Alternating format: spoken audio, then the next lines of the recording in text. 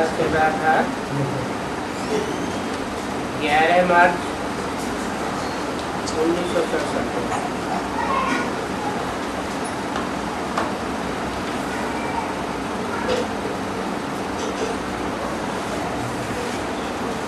पहले की चौथी लाइन में बात चल रही थी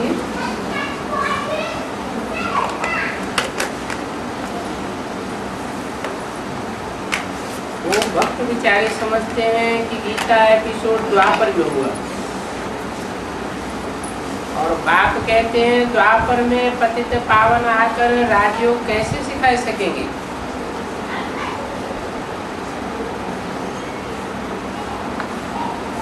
बाप ये कहते हैं मुझे अपने बाप को याद करो। एक अज भूल से राजाई जाती है, फिर बाप आकर के राजाई दिलाते। भूल सुधर जाती है तो राजाई मिलती। कौन सी भूल? गीता का भगवान कृष्ण नहीं है, कृष्ण तो बच्चे का नाम है। भगवान बाप को कहा जाता है। बाप ही आकर के अबूल बनाते हैं। तो हम बच्चों को अंदर में अपार खुशी होनी चाहिए।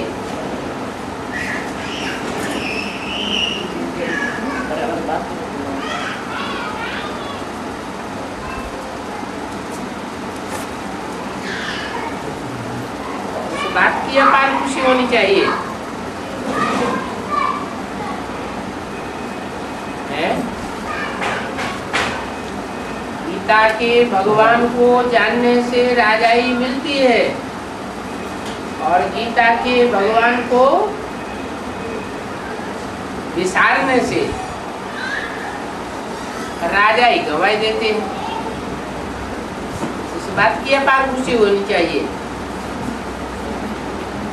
कि हमने गीता के भगवान को पहचान लिया है, इसलिए हम राजाई के हकदार हो गए। मनुष्य तो कोई की सदगति नहीं कर सकते।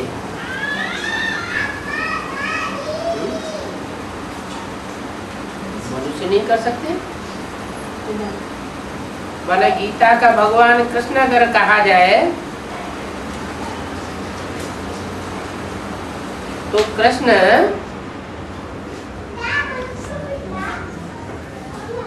मनुष्य तो है,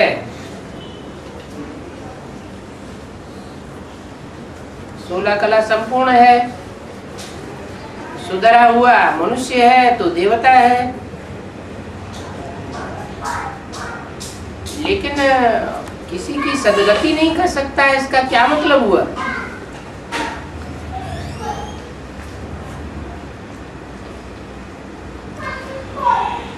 इसका मतलब हुआ जो खुद मनन चिंतन मंथन करने वाले हैं उनकी खुद की दुर्गति हुई पड़ी है, तब तो मंथन करते हैं। वो दूसरों की सदगति कैसे करेंगे? दूसरों की सदगति दाता भगवान का टाइटल उसी का हो सकता है जो स्वयं मनन चिंतन मंथन में न लगा हुआ हो, निराकारी निर्विकारी और निरहंकारी तेज में टिका हुआ हो। गाते भी हैं सर्व का सदगति दाता एक परमात्मा है। क्या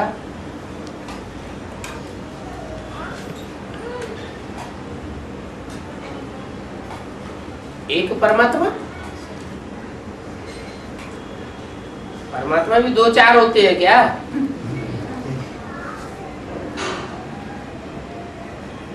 जो क्रिश्चियन आत्माएं हैं उनके बीच में कोई परम पाठधारी आत्मा होगी,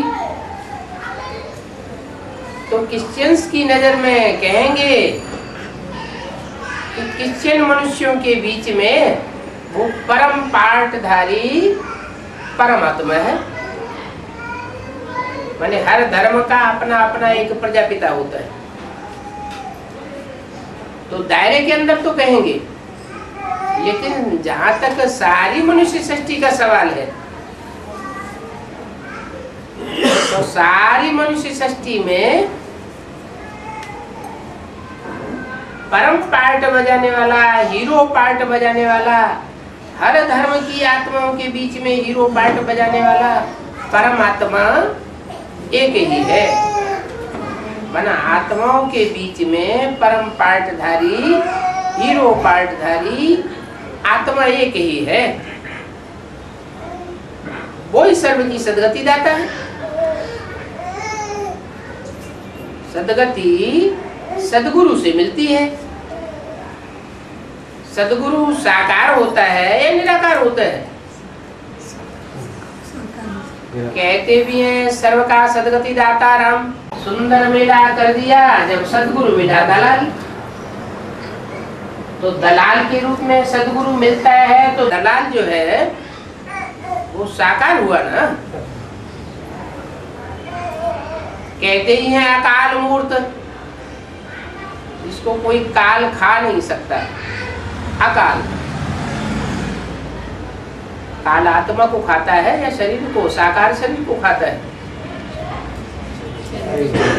शरीर को खाता है। अकाल का मतलब हुआ जिस शरीरधारी को कोई ने काल खाते हुए न देखा हो, वो सदगुरु अकाल। और फिर मूर्त, मूर्त माने जिसका साकार रूप हो, मूर्त हो, अमूर्त न हो। अमूर्त माने जो इन आंखों से देखने योग्य न हो, और मूर्त माने जो इन आंखों से देखा जा सके। तो सदगुरु की मूर्ति भी है, और सदगुरु काल से खाया जाने वाला नहीं है। वो सर्व की सदगति कर सकता है। जिसको काल खा जाए वो सर्व की सदगति नहीं कर सकता। एक तो हद में काल खाता है, और दूसरा बेहद में भी काल खाता है। कैसे? ब्राह्मणों की संगम की दुनिया में जो आत्माएं एक बार निश्चय कर लेती हैं कि परमात्मा बाप सदगति दाता आया हुआ है, सदगति कर रहा है, और फिर बाद में अनिश्चय बुद्धि हो जाती है। बाप मानती हैं, फिर अनिश्चय बुद्धि होने के कारण बाप का बच्चा बन करके मर जाती है। तो मर गए माने जैसे नापैद हो गए।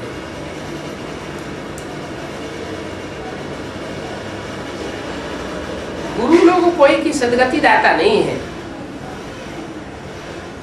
क्यों?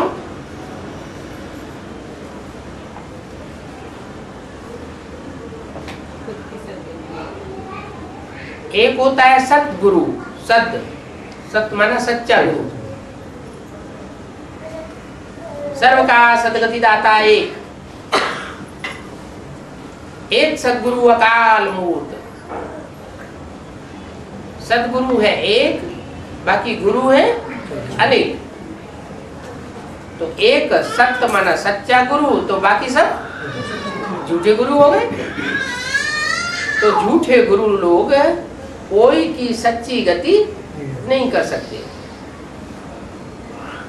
गाते भी हैं सर्व का सदगति आता है एक परमात्मा। भक्ति है ही दुर्गति, और ज्ञान है सदगति का मार्ग।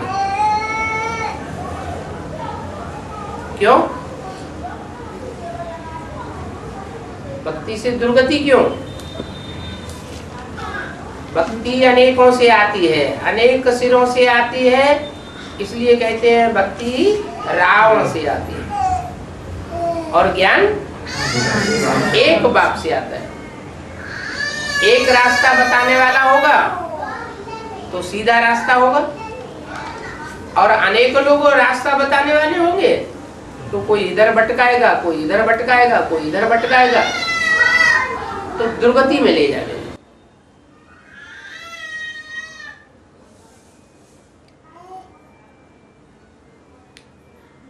ज्ञान दिन है और भक्ति रात है। जब इधर उधर भटकेंगे, इसका मतलब ठोकरें खाते रहते हैं। ठोकरें अंधियारे में खाई जाती हैं या रोशनी में खाई जाती है? दिन में होती है रोशनी।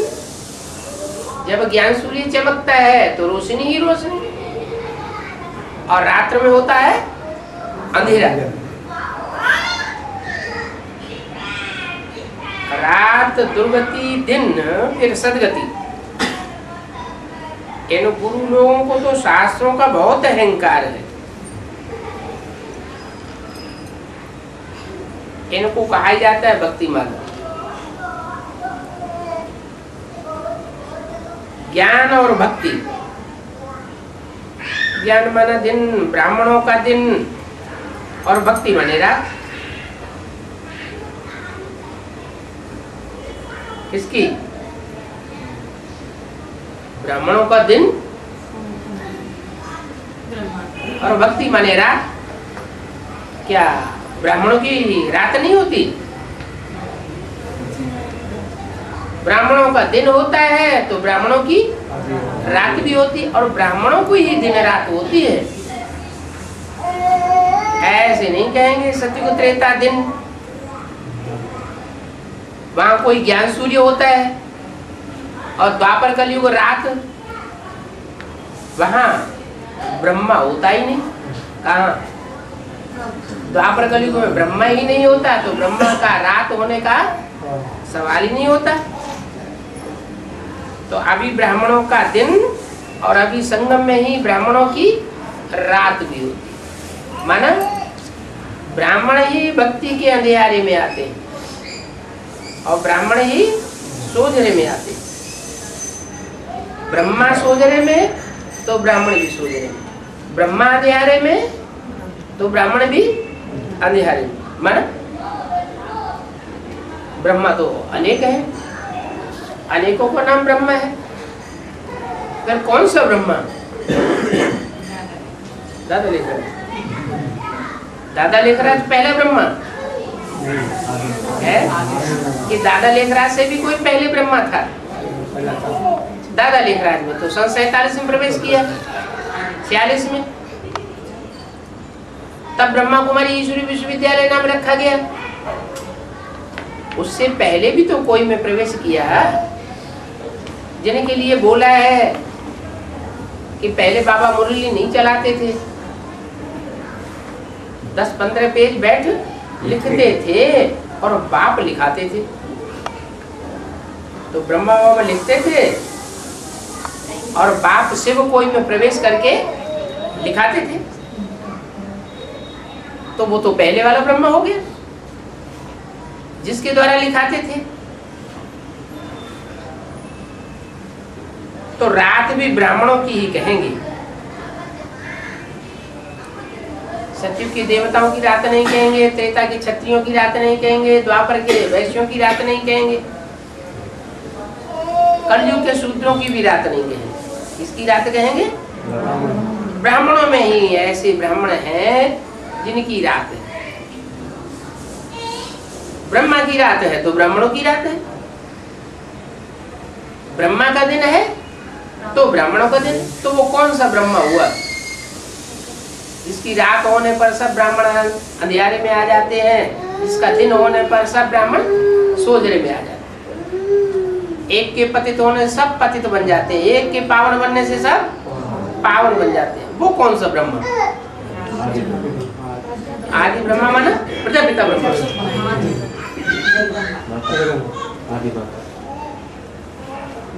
ब्रह्मा कहा, प्रजापिता ब्रह्मा शब्द नहीं कहा। क्या कहा? ब्रह्मा। कहीं मुरली में आया कि प्रजापिता ब्रह्मा का दिन और प्रजापिता ब्रह्मा की रात? नहीं, ब्रह्मा का दिन और ब्रह्मा की रात होती है। अब फिर तुम रात से दिन में जा रहे हो। ब्रह्मा की रात में से निकल करके तुम ब्रह्मा के दिन में जा रहे हो, तो पहले तो ब्रह्मा का दिन होगा ना, ब्रह्मा सोजरे में आना चाहिए ना। माने ब्रह्मा अभी अंधेरे में है या सोजरे में है? ब्रह्मा खुद ही अभी अंधेरे में, इसलिए अधूरा चंद्रमा दिखाया जाता है या संपूर्ण चंद्रमा दिखाया जाता है? अधूरा चंद्रमा दिखाया जाता है। शंकर के मस्तक पर अधूरा चंद्रमा। कृष्ण की सोल अभी भी पढ़ाई पढ़ रही है, पूरे ज्ञान में अभी होशियार नहीं हुई है। क्यों नहीं हुई है? क्योंकि उसको आदि में जो पढ़ाने वाली माँ है, गीता माता है, वो खुद अभी अज्ञान अंधकार में। कहेंगे ये तो बहुत वंडरफुल बात है। वो कैसे अज्ञान अंधकार में, जिसे ज्ञान ज्ञानेश्वरी कहा जाता है? ज्ञानियों की ईश्वरी वो फिर अंधकार में कैसे? ज्ञान ज्ञानेश्वरी तो बनती है अंत में,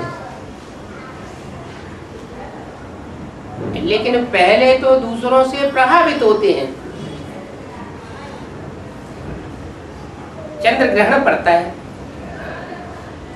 तो चंद्रमा के ऊपर किसकी परछाया पड़ती है? पृथ्वी की, धरणी माता की परछाया पड़ती है। माने धरणी माताओं के प्रभाव में, उसकी परछाया में चंद्रमा आ जाता है।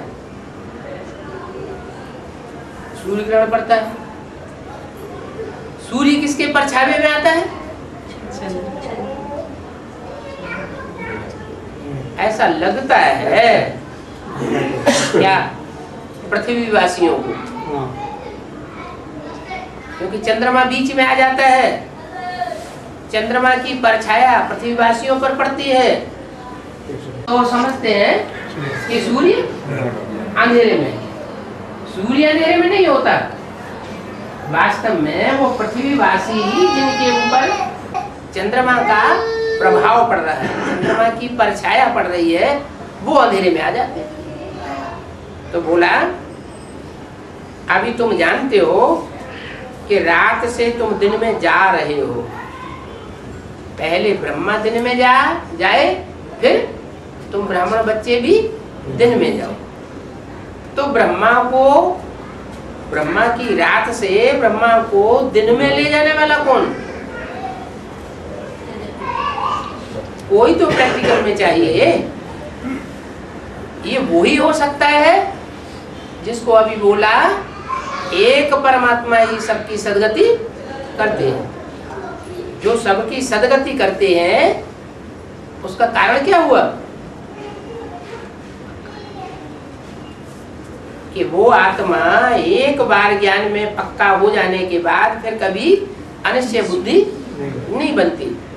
इसलिए जो कभी भी जन्म मरण के चक्र में नहीं आती बेहद में, वो ही दूसरों की सती गति और सदगति कर सकती है। तो ब्रह्मा की रात को दिन बनाने वाला प्रैक्टिकल में एक ही है, जिसे कहा जाता है सर्व का सदगति दाता राम। ये संगम युग है। हर एक मनुष्य कमाई पिछाड़ी पड़े हुए हैं।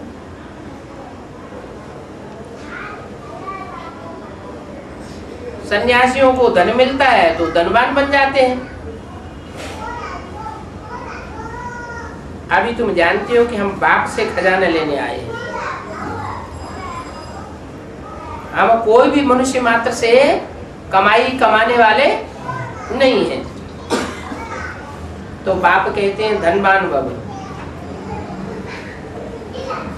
कैसे धनवान भव? जो अविनाशी धन है उस धन के धनवान भव। ये अविनाशी ज्ञान रतन तुम्हारे जन्म जन्मांतर के लिए स्थूल धन बन जाएगा। अभी ज्ञान धन है सूक्ष्म धन। ये ज्ञान धन सूक्ष्म धन जितना इस जन्म में जो कोई कमावेगा वो जन्म जन्मांतर का साहूकार बनता रहेगा। तुम जानते हो योग बल से हम पवित्र बनते हैं। क्या कभी सुना होगा कि भोग बल से कोई पवित्र बना? नहीं, भोग बल से तो अपवित्र ही बनते हैं, योग बल से तुम पवित्र बनते हैं। कौन सी योग बल से? अपन को आत्मा समझ परमात्मा एक बाप को याद करते हैं तो हम पवित्र बनते हैं। अगर औरों को भी याद करते हैं तो फिर अपवित्र बनते हैं। ये तुम सच्ची कमाई करते हो। जो याद की यात्रा है यही तुम्हारी सच्ची कमाई है। शिव बाबा आकर के यह अविनाशी ज्ञान रतन देते हैं। क्या? शिव बाबा आकर के यह अविनाशी ज्ञान रतन देते हैं। कौन से अविनाशी ज्ञान रतन? और कौन सा शिव बाबा? ब्रह्मा के तन में शिव सुप्रीम सोल ने प्रवेश किया तो क्या शिव बाबा नहीं हुआ? उसे शिव बाबा नहीं कहेंगे, बाबा कहा जाता है ग्रैंडफादर में। ब्रह्मा को भी बाबा इसलिए कहा जाता है कि वो वृद्ध थे, तो ब्रह्मा बाबा थे।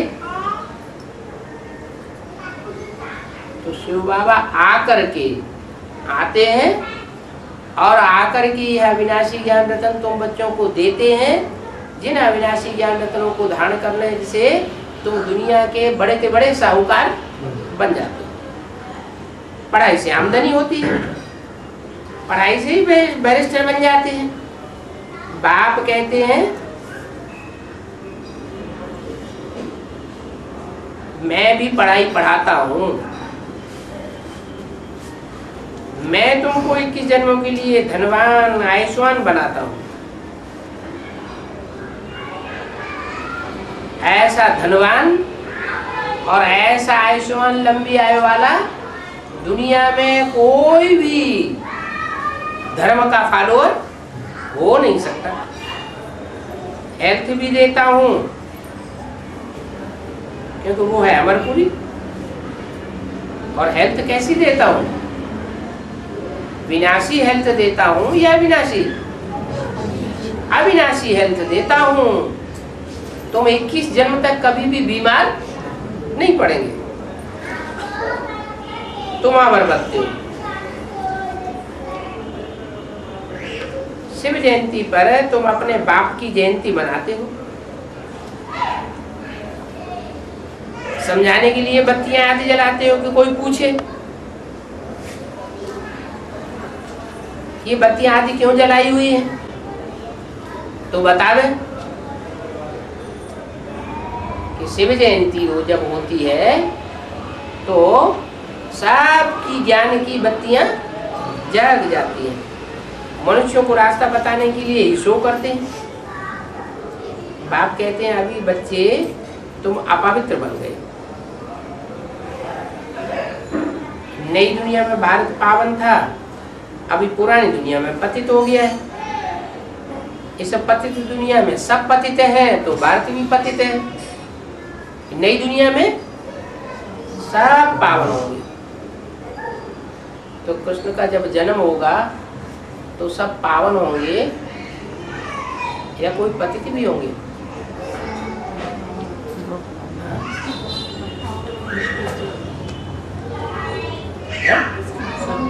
सब पावन होंगे।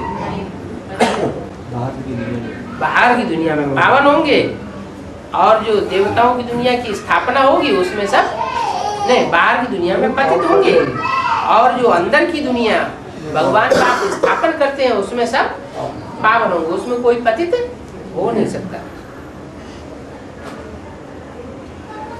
तो अभी दुनिया पतित पुरानी हो गई है, इसलिए सभी पुकारते हैं एक पतित पावन आओ। वो बाप आकर तुम बच्चों को सुनाते हैं क्या? बाप आकर तुम बच्चों को सुनाते हैं तो यह भी सुनते हैं। बाप आकर सुनाते हैं। कब सुनाते हैं बाप आकर? संगम युग में भी कब आकर के सुनाते हैं? पुरुषोत्तम संगम युग में आकर। पुरुषोत्तम संगम युग पुरुषोत्तम संगम में तुम्हें बाप आकर सुनाते हैं तो तुम बच्चे भी सुनते हो। बाप आकर तुम बच्चों को सुनाते हैं तो तुम बच्चे सुनते हो, यह भी सुनते हैं। कब की बात है?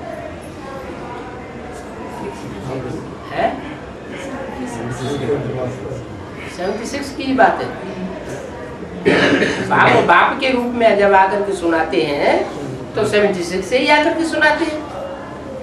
तुम बच्चे भी सुनते हो और यह भी सुनते हैं। यह कौन? ये ब्रह्मा की सोल भी सुनती है। लेकिन भूल एक ही है। क्या? सुनते तो यह भी है और सुनते तुम भी हो, तो दोनों के सुनने में क्या भूल है? तुम क्या समझते हो? तुम समझते हो कि गीता का भगवान शिव शंकर भोलेनाथ है, एक ही परमात्मा है, परम पाठधारी है। और यह क्या समझते हैं? यह क्या समझते हैं? यह माने कौन?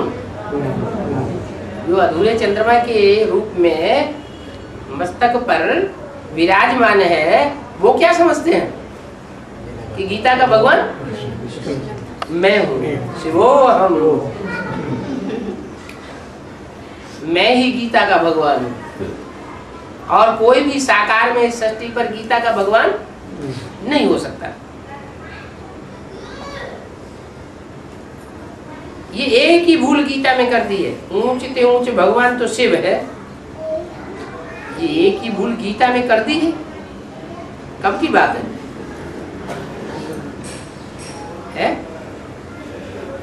गीता में पहले पहले ये एक ही भूल कब की गई?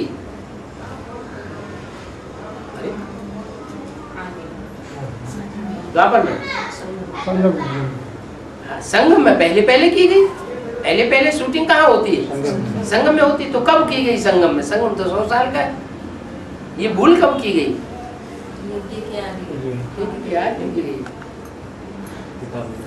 है शरीर छोड़ने के बाद की। ब्रह्मा के रहते जो गीता है, ज्ञानामृत नहीं है, गीता है। उस गीता में पिताश्री ब्रह्मा किसने डाला? ब्रह्मा कुमारियों ने डाला। यह ब्रह्मा के रहते रहते डाला गया।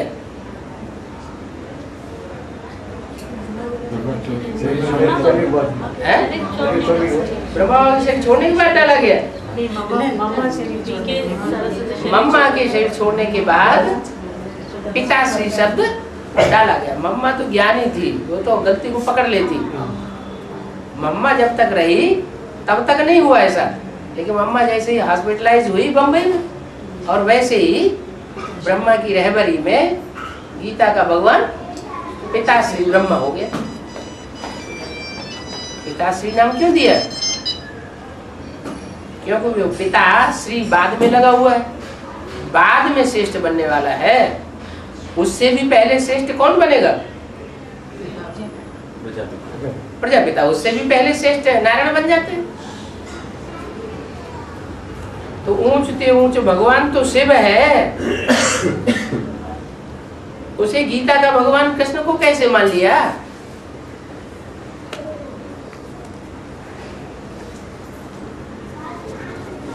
पहले ऊंचते ऊंचे भगवान, फिर है पहले पहले बिछुड़े हुए ये लक्ष्मी नारायण। क्या? कौन बिछुड़े? ऊंचते ऊंच गीता का भगवान, फिर पहले पहले बिछुड़े हुए ये लक्ष्मी नारायण। कौन? ये कब की बात है कि ऊंचते ऊंचे भगवान फिर बिछुड़े हुए लक्ष्मी नारायण?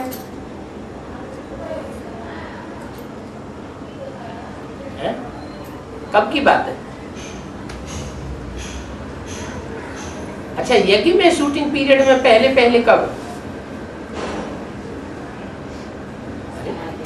यज्ञ के आदि में, यज्ञ के आदि में ऊंचे ऊंचे भगवान कौन हुआ? शिव बाबा। किसके द्वारा? राम बाप के द्वारा, प्रजापिता के द्वारा, ऊंचते ऊंचे भगवान। फिर पहले पहले बिछुड़े हुए ये लक्ष्मी नारायण। कौन बिछुड़े? शिव बाबा से सबसे पहले कौन बिछुड़ता है? ये संग में लक्ष्मी नारायण पहले बिछुड़ते हैं। ये भी याद रखना है कि हम तो नंगे आए थे। ये बार बार भूल जाता है कि आदि में भी हम कुछ अपने साथ लाए नहीं थे, नंगे आए थे और अभी नंगे ही वापस जाना है। कुछ भी लेकर के यहाँ से जाना, वैसे भी मनुष्य मरता है तो कुछ लेकर के जाता है क्या? लेकिन जब तक जिंदा रहता है तब तक ममत्व कितना रहता है? ममत्व छूटता ही नहीं, मेरा मेरा मेरा। तो याद दिलाते हैं, यह भी याद रखना है कि नंगे आए थे, नंगे जाना है। लेकिन कौन नंगा जाएगा?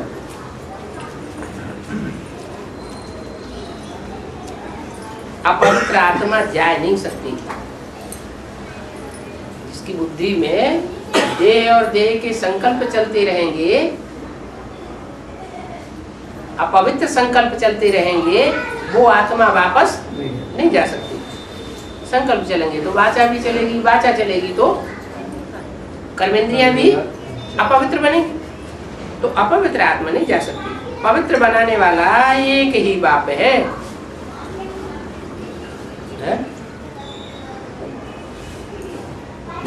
मन के संकल्पों को, वाचा को, कर्मेंद्रियों को पवित्र बनाने वाला एक ही बाप है।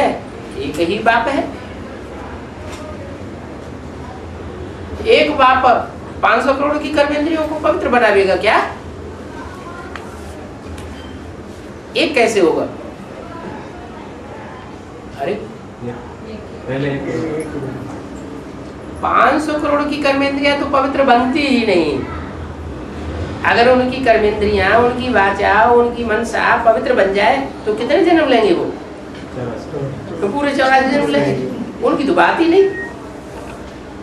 कितनों की बात है? 4.5 लाख बच्चे ऐसे हैं जो सन्मुख बैठ करके पढ़ते हैं। तो सन्मुख बैठेंगे तो संग का रंग, दृष्टि का संग रंग तो लगेगा, वाचा का संग का रंग लगेगा। सभी जीवात्माएं पाठधारी। क्या एक मनुष्य आत्माओं की ही बात नहीं, इस सच रूपी रंगमंच में जो भी प्राणी मात्र हैं, जीवन धारण किए हुए हैं, वो सब पाठधारी है। बाप आकर एक ही धर्म की स्थापना करते हैं। एक ही धर्म की स्थापना करते हैं, 3 धर्मों की स्थापना नहीं करते हैं। अरे बाप 3 धर्मों की स्थापना करते हैं कि एक धर्म की स्थापना करते हैं?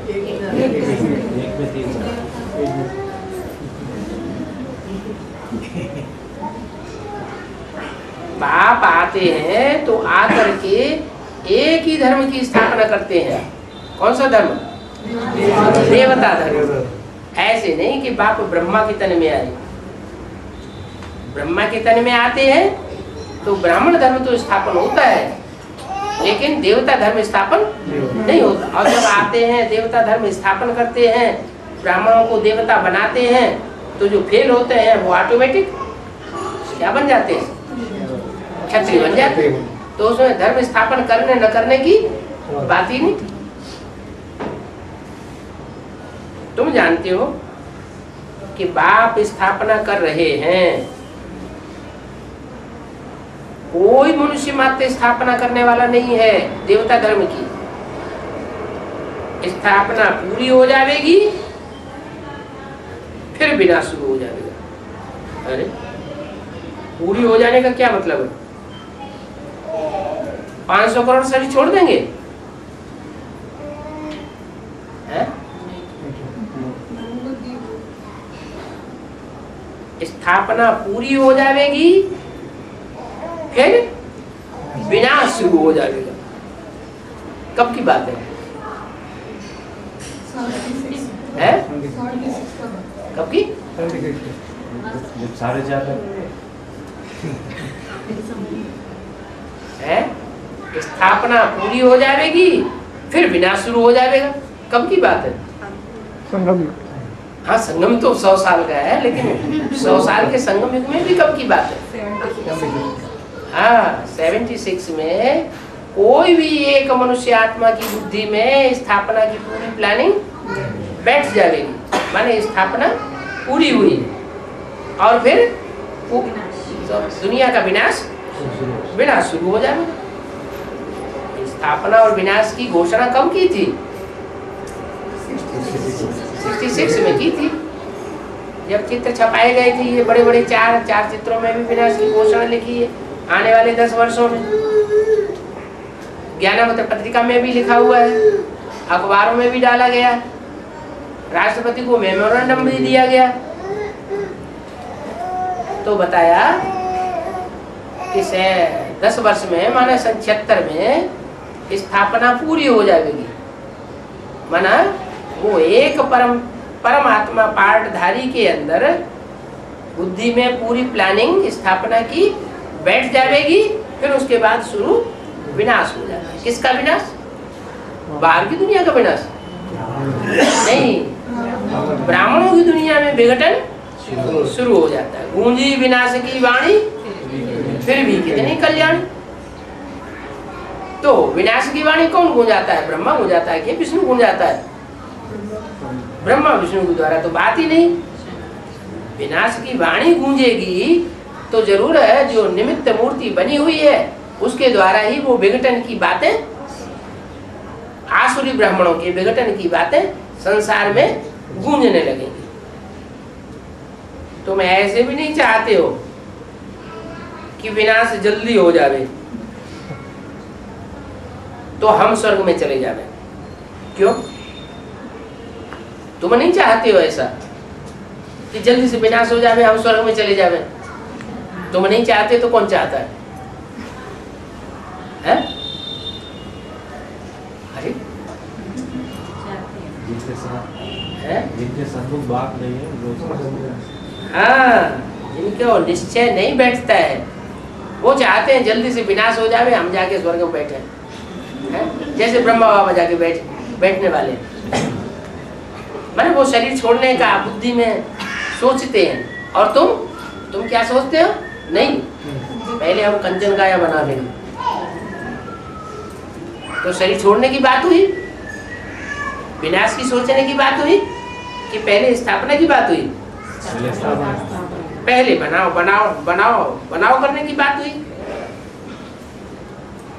जावेंगे तो हम तो बाप से बिछुड़ जाएंगे। ये तुम्हारी बुद्धि में है क्या कि हम इस दुनिया में जैसे जावेंगे तो बाप से बिछुड़ जाएंगे? उनकी बुद्धि में ये बात नहीं है। किनकी बुद्धि में?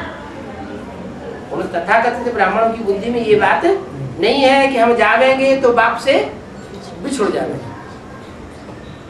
यहाँ तो बहुत अच्छी नॉलेज मिल रही है, फिर देवता बनेंगे तो डिग्रेड हो जाएंगे। अभी हम ऊंची पोस्ट पे या सतयुग में ऊंची पोस्ट पे होंगे? अभी संघ में ऊपर ऊंचते ऊंचे ब्राह्मण धर्म, वहां फिर नॉलेज नहीं रहेगी। कहाँ? नई दुनिया में बाप नॉलेजफुल है तो तुम भी नॉलेजफुल बनते हो। बाप के अंदर जो भी ज्ञान है वो बाप तुम बच्चों को दे कर जाते हैं। तो बच्चों को खुशी तो अपार होनी चाहिए। इतना ब्राह्मण बड़ा परिवार, उसके बीच में थोड़े से मुट्ठी भर ब्राह्मण जिनको बाप का असली ज्ञान मिलता है और बाकी सब ब्राह्मण ज्ञान निद्रा में पड़े हुए। क्या गीता का भगवान कौन है ये भी नहीं जानते। तो तुम बच्चों को तो अपार खुशी होनी चाहिए। बाबा हमारा बाप भी है, क्या? टीचर भी है वही बाबा, और वही बाबा हमारा सदगुरु भी है। ये तुम्हारी बुद्धि में है, उन ब्राह्मणों की बुद्धि में ये बात नहीं है। क्या? कि एक ही रूप है, एक ही पर्सनालिटी है, जो हमारा बाप भी बनता है, टीचर भी बनता है, और सदगति करने वाला सदगुरु भी बनता है। उनकी बुद्धि में क्या है? उन ब्राह्मणों की बुद्धि में ब्रह्मा ही सब कुछ है। अगर ब्रह्मा सदगति दाता है, सदगुरु है, सदगुरु दलाल है, तो दलाल फिर मौजूद होना चाहिए सदगति देने के लिए। टीचर मौजूद होना चाहिए व्याख्या देने के लिए। उनसे तो कोई बात, कोई महावाक्य पूछा जाता है मुरली में, ऐसा है, इसका क्या मतलब, तो निकलो बाहर, प्रश्न क्या करना नहीं।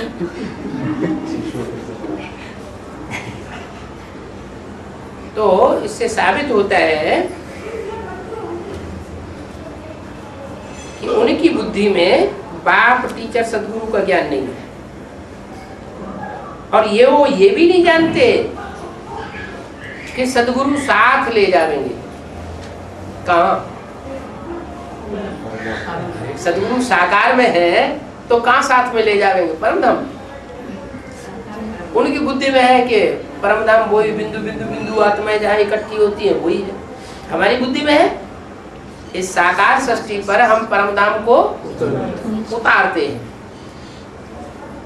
बाप के साथ संगठित होकर के आत्मिक स्टेज में रहते हैं, वहां हमको बाप ले जाए।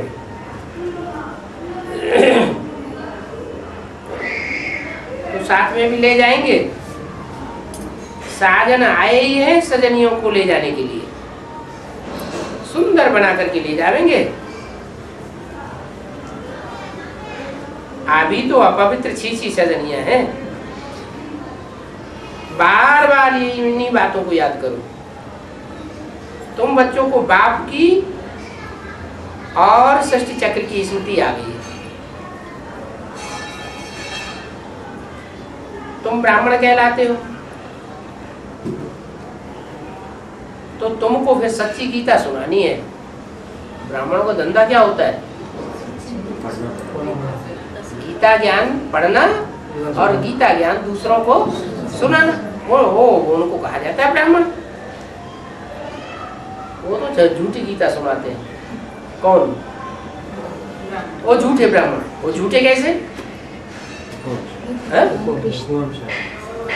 हाँ, एक तो कुक वंशावली है, कुक के प्यार से पैदा हुए हैं, मुख से निकली हुई वाणी के प्रति उनका लगाव नहीं है, तो वो झूठे ब्राह्मण हुए। और तुम सच्चे ब्राह्मण हो, क्योंकि तुम ब्रह्मा मुख वंशावली। मुख ऊंची चीज है या कुख ऊंची चीज है? कुख माने गोद माने नीचे, और मुख माना मुख से निकलता है ज्ञान। तो तुम्हारा कोख के प्रति प्यार नहीं है, माने शरीर के प्रति प्यार नहीं है, तुम्हारा वाणी के प्रति प्यार है। मुरली से प्यार तो मुरलीधर से प्यार। तो तुमने जो सच्ची गीता जानी है वही दूसरों को सुनानी है। रहम दिल बनना है। मनुष्य तो बिल्कुल अंधेरे में है, अब तुमको सोचने में लाना है। जो मनुष्य बिल्कुल अंधे हैं, अंधों को हाथ में लाठी दे करके रास्ता बताया जाता है। बताया जाता है कि नहीं? अंधे होते हैं तो क्या कहते हैं? उनके हाथ में लाठी दे देते हैं, फिर कहते हैं ऐसे चलो ऐसे चलो, रास्ता बताया जाता है। तो तुमको क्या करना है?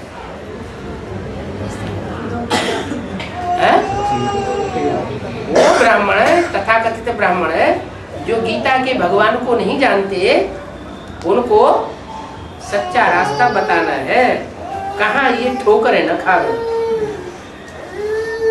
अंधे होते हैं, लाठी नहीं होती है तो फिर ठोकरें खाते हैं। जिन अंधों के हाथ में लाठी होती है टुक टुक करके रखते जाते हैं, तो उनको फिर ठोकर नहीं लगती। हमारी लाठी कौन सी है? मुरली है, हमारी लाठी है। तो अंधों को लाठी से रास्ता बताया जाता है, कहाँ ठोकरें न खाएं। मनुष्य आधा कल्प के रोगी हैं।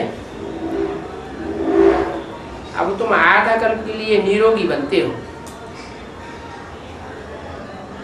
तुमको लव एक शिव बाबा में रखना है, एक शिव बाबा दूसरा चित्र भी इनका निकाल करके क्या करेंगे? है फोटो निकालते हैं ना, चित्र माना फोटो, तो फोटो भी इनका निकाल कर क्या करेंगे? कुछ करना है नहीं। त्रिमूर्ति में तो समझाने के लिए दिया ही हुआ है, अलग से ब्रह्मा का चित्र निकालने की कोई दरकार नहीं है। याद तो शिव बाबा को ही करना है ना, इन ब्रह्मा को याद करना है क्या? ये शिव बाबा है क्या? माना ब्रह्मा के तन में बल शिव की सोल प्रवेश करती थी, लेकिन उसको शिव बाबा नहीं कह सकते। क्यों नहीं कह सकते? क्योंकि माँ का पार्ट था, वो वर्षा देने वाले बाबा का पार्ट नहीं है। तो इन ब्रह्मा का चित्र निकाल करके क्या करेंगे? इनका चित्र भी निकालने की दरकार नहीं है, फोटो निकालने की दरकार नहीं है, क्योंकि याद तो शिव बाबा को करना है। तो इनका फोटो क्यों निकाले? अच्छा, अभी क्या करना है? अभी फोटो नहीं निकालना। क्यों? वो तो ब्रह्मा की बात हुई कि इन ब्रह्मा का फोटो नहीं निकालना।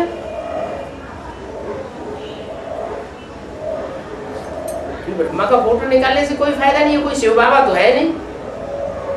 अब तुम बच्चों को तो शिव बाबा मिला है कि नहीं मिला है? मिला है, तो फोटो निकालना है कि नहीं निकालना है? है?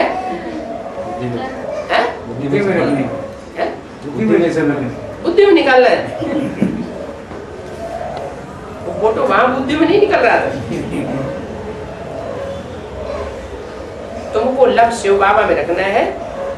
इनका चित्र भी निकाल के क्या करेंगे? याद तो शिव बाबा को ही करना है, देहधारी कोई को भी याद नहीं करना है। माना जिनकी देह में आसक्ति है, अपनी देह के लिए ही 24 घंटे रमे पड़े हैं, उन देहधारियों में से कोई को भी याद नहीं करना। जिसकी देह में आसक्ति नहीं होगी तो क्या करेगा? अपनी देह की चिंता करेगा? ओ उसे अपनी देह की कोई चिंता नहीं। अरे शिव बाबा आया हुआ है, जब हमें बाप मिल गया, विश्व का मालिक बनाने वाला, तो हमें अपने देह की क्या चिंता? फिर काय की चिंता होनी चाहिए? हाँ, कल्याण कैसे करें? कोई भी देहधारी भी आदमी यह भी कहते हैं कि मैं कोशिश करता हूँ। कौन कहते हैं? ब्रह्मा बाबा कहते हैं मैं भी कोशिश करता हूँ शिव बाबा को याद करने की।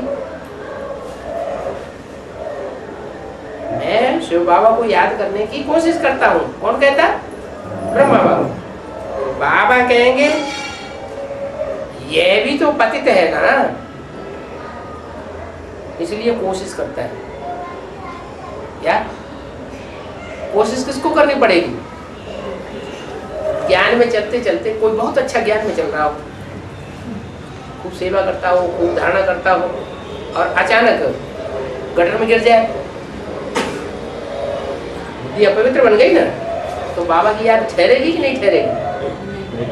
है बाबा की याद, क्योंकि पतित बन गया, याद ठहर नहीं सकती। तो बोला कि ये भी कहते हैं मैं कोशिश करता हूँ शिव बाबा को याद करने की। बाबा कहेंगे कब कहेंगे? जब बाबा होंगे तो कहेंगे यह भी तो पतित है ना। कौन पतित है? यह ब्रह्मा पतित है, इसलिए कोशिश करता है याद करने की। अच्छा, जो बाबा का पाठधारी है उसको कोशिश नहीं करनी पड़ेगी।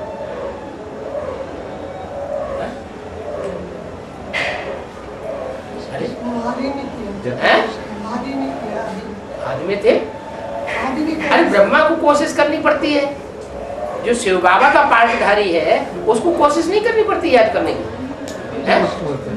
करनी पड़ती। जब बुद्धि पवित्र बन जाती तब 76 के बाद नहीं, 76 से नहीं,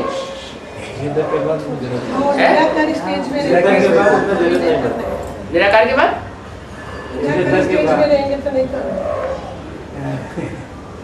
लक्ष्मी चित्र में नीचे क्या लिखा हुआ है? विकारों का अंत हो जाएगा। कब से? जब भ्रष्टाचार का अंत ही हो गया तो याद आए, याद करने में कोशिश करनी पड़े या ऑटोमेटिक जल्दी स्थिति बन जाए?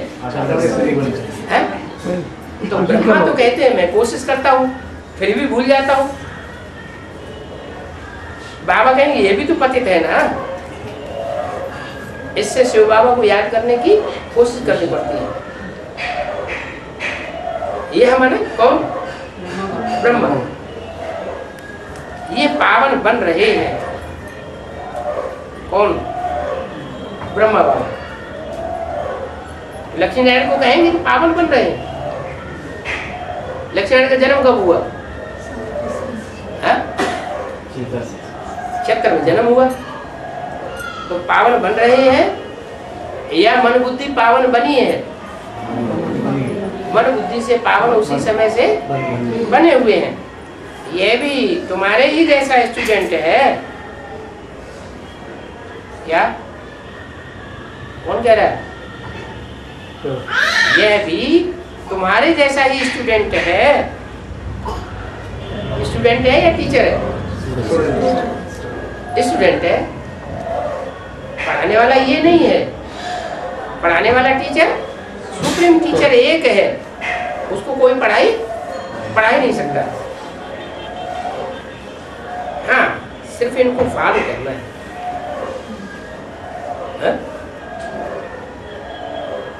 इनको क्या करना है? फॉलो करना है। किसी बात में फॉलो करना है? हाँ, जहाँ धारणा की बात आती है वहाँ ब्रह्मा को प्रैक्टिकल जीवन में, प्रैक्टिकल कर्मों में फॉलो करना है। ये नहीं शंकर को फॉलो करना है। प्रैक्टिकल जीवन में शंकर को फॉलो नहीं करना है। फॉलो किसको करना है? ब्रह्मा को फॉलो करना है। और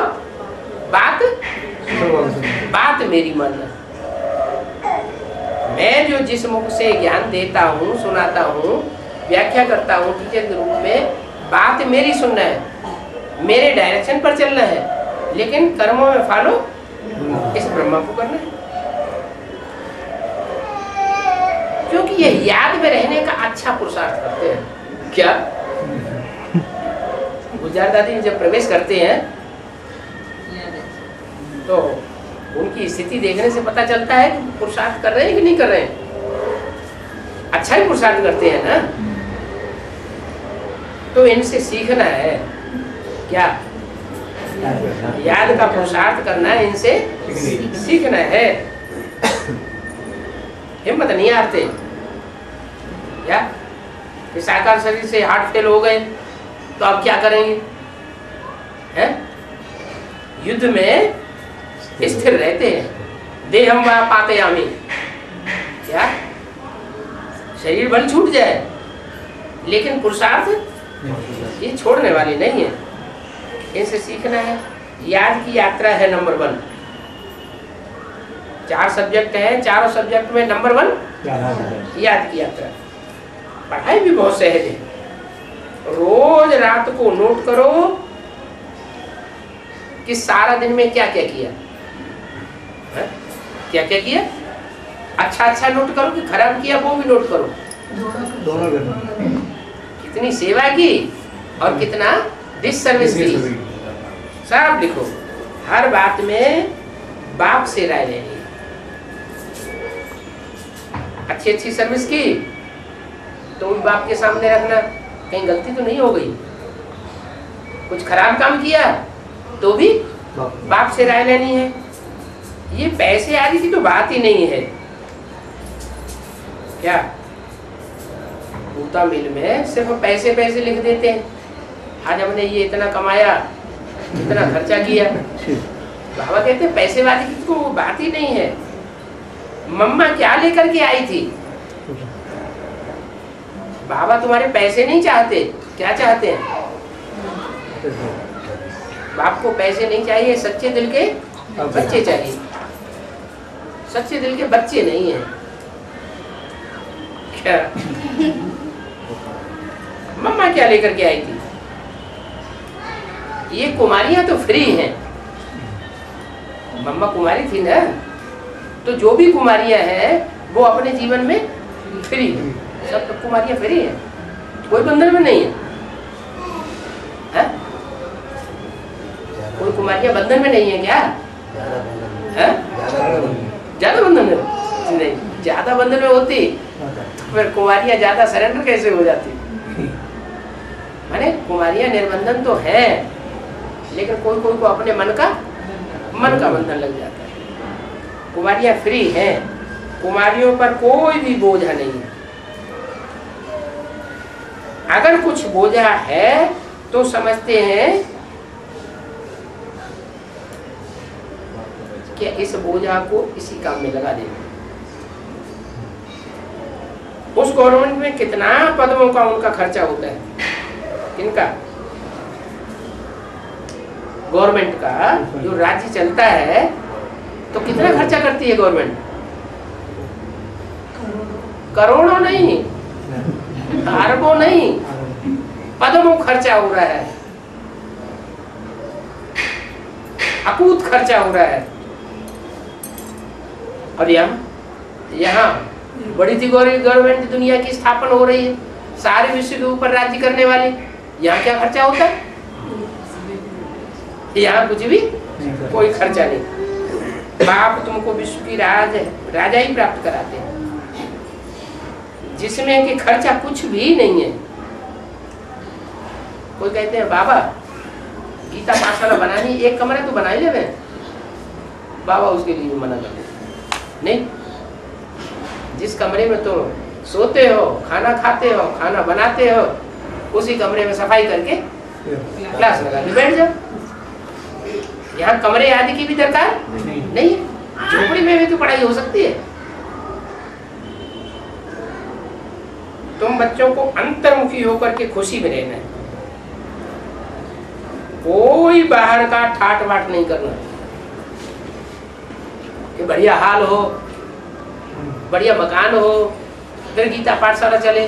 नहीं, जिन्होंने कल पहले वर्षा लिया होगा वो ही आकर के सुनेंगे। तो दिल से कष्ट नहीं होना चाहिए। वो बच्चे हैं, गरीब हैं, तो सोचते हैं हमारे पास पैसा होता तो हम भी गीता पाठशाला खोलते। तो बाप कहते हैं दिल से कष्ट होने की बात नहीं है। दुनिया में तो अंधकार लगा पड़ा है, तुम्हारी बुद्धि में तो रोशनी है। ये बाप जो रतन देते हैं वो रतन लाखों की मिल्कियत है।